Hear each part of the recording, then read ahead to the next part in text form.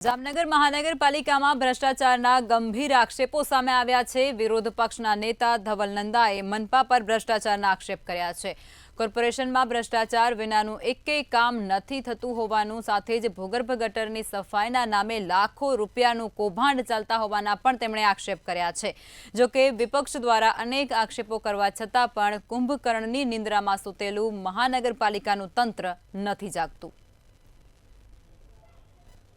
જાગતું નથી। ભૂગર્ભની વાત કરીએ તો જામનગર મહાનગરપાલિકા આજથી 5 વર્ષ પહેલાં 20 લાખના ખર્ચે ભૂગર્ભ ગટરની સફાઈ થતી હતી। આજ 5 વર્ષ પછી તે ખર્ચ 4 કરોડે પહોંચ્યો છે, છતાં પણ લોકોને ભૂગર્ભની સમસ્યાથી કોઈ હલ નથી મળ્યો।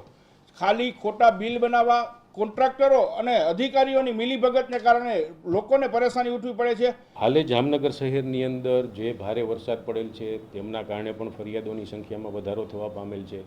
તદુપરાંત સફાઈ મિત્રોની સુરક્ષાને ધ્યાને લઈ સરકારશ્રીની ગાઈડલાઇન્સ, નામદાર સુપ્રીમ કોર્ટની ગાઈડલાઇન્સ અનુસાર જે સફાઈ કામગીરી છે ભૂગર્ભ ગટરની એ સુરક્ષિત અને જોખમ મુક્ત રીતે કરી શકાય તે તકેદારીના ભાગરૂપે અને અન્ય બાબતોને સંકળાવી એક ટેન્ડરની નવી પ્રક્રિયા પણ હાથ ધરવામાં આવેલ છે।